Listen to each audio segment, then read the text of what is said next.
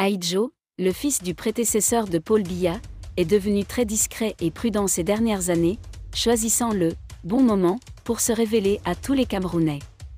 La tragédie de Mankolo, dans laquelle des dizaines de Camerounais sont morts, a été utilisée par les politiques pour préparer la prochaine campagne électorale. Désolé de vous interrompre, ce rapport peut contenir des commentaires soumis au choix de l'auteur. S'il vous plaît, si vous êtes nouveau sur cette chaîne, veuillez vous abonner et activer la cloche de notification. De cette façon, vous serez averti lorsque nous publierons de nouveaux rapports sur cette même chaîne. Merci.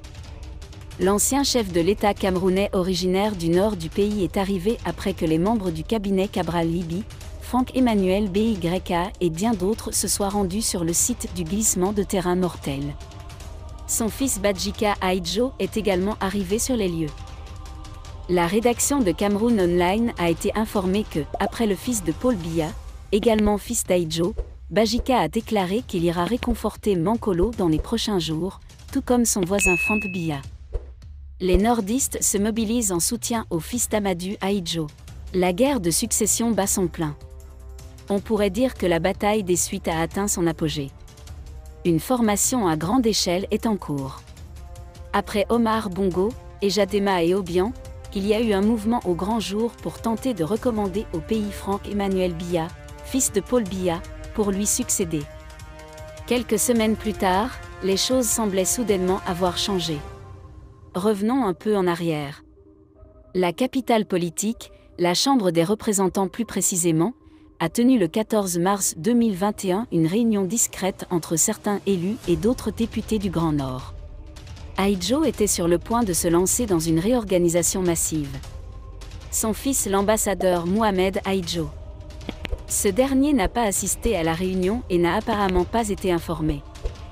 Dans un contexte politique caractérisé par la privation d'identité et le renouveau du communautarisme politique au Cameroun, ceux qui se souviennent du premier président du Cameroun estiment que son fils, son successeur, peut devenir une personne irremplaçable, compte tenu des idées de son père. Unificateur du manque, unité, solidarité, plus grande unité, développement et prospérité. Le mouvement, connu sous le nom de Mouvement pour la reconstruction du Cameroun, MBRC, visait à promouvoir, selon un élu de l'extrême nord. Le président Amadou Aïdjo propose ses idées pour le bien-être du peuple camerounais. À noter que les contours du mouvement MBRC n'ont pas encore été officiellement annoncés et sont principalement planifiés par les élites de l'extrême nord après que le ministre de l'administration territoriale, Paul Atanga Nji, ait récemment interdit le mouvement des 10 millions de nordistes. Vient plus tard. Opération Éperville, les révélations explosives de Jean-William Solow lors du procès TCS. Le 9 octobre 2023, la Cour pénale spéciale, TCS, de Yaoundé a constaté un tournant majeur dans l'affaire Kanvota de détournement de biens de l'État. L'ancien dirigeant de l'entreprise, Jean-William Solow, a fait des révélations explosives sur les pratiques internes et les décisions de gestion.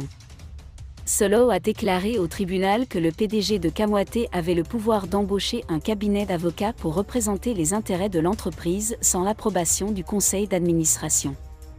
Il a souligné que Kamwate avait engagé une société de recouvrement de créances avant sa nomination, ajoutant que la société avait réussi à recouvrer des dettes d'une valeur de 25 milliards de francs CFA dans le cadre d'un accord entre le gouvernement du Cameroun et Kamwate. Solow a également confirmé que plusieurs lettres avaient été envoyées au Trésor exigeant le paiement de la dette impayée de Kanvo. Ces lettres interviennent après 3 années de non-paiement au cours desquelles plusieurs réunions ont eu lieu sous l'égide du Premier ministre et du chef du gouvernement appelant la CDE, Cameroun Water Company, et le ministère des Finances à régler la dette de Kamwate. Une grande partie de l'audience a porté sur le paiement des frais de stockage à l'ECA par compensation de dettes croisées.